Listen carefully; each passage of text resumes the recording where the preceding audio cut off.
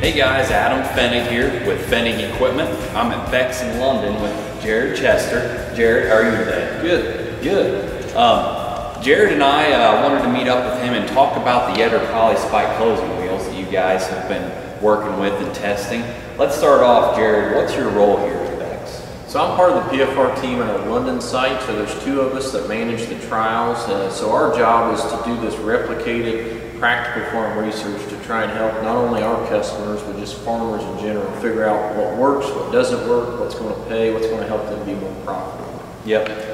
And I can tell you, working with customers and growers and setting up their planters in the spring, they really appreciate the PFR books, the data that it provides them, and it's a guideline to kind of clear the waves, I guess, on all of these products. So we're here to specifically talk about the Yetter Poly Spike closing wheels. You can see them set up on this planter as well. And I want to ask Jared some questions about what he feels makes these poly spikes different. So let's start off, Jared. These are, I believe, PFR proven. Correct. Let's walk through what makes that PFR proven.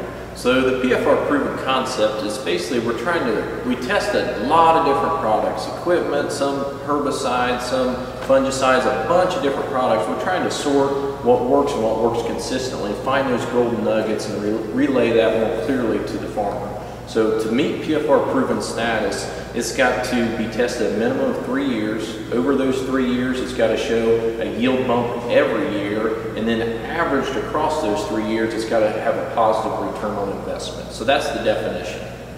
I get that question from a lot of growers, you know, wanting to know the kind of ROI, return on investment, of these poly spike closing wheels. So Jared, you've tested a wide array of closing wheels, much like many farmers have. What do you feel maybe sets the Yetter Poly Spikes apart to give them such an advantage when that PFR book is printed every year?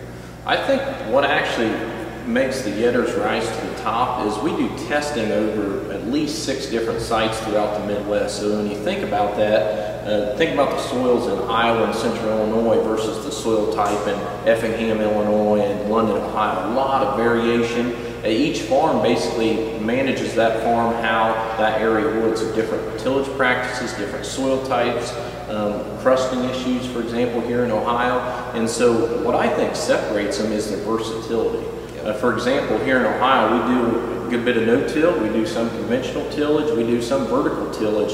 What I like is they seem really versatile. We can jump in one plot regardless of the tillage, feel comfortable with it. The other thing that I really like about it is regardless of crop rotation or what crop you're planting, we've seen a good advantage. So I think that's what sorts them compared to the other spiked wheels.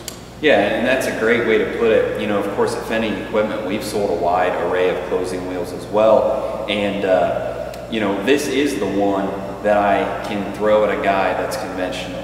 I can throw it at a guy that's no-tilling soybeans into standing corn residue, and he's going to be happy with it. The secret that we also find is that these spikes are so much shorter than a lot of the longer fingered spikes that we can safely bring them in closer to that furrow and maybe close that slot. You know, you've got this in that notch. I tell guys to start in that first notch. I think it's a safe way to close the slot with very little down pressure because we can bring them in pretty close together.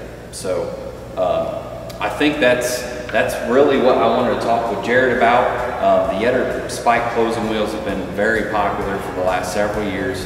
If you're looking for a way to get an advantage, whether it's soybeans or corn, get a hold of some Yetter Poly Spike closing wheels today.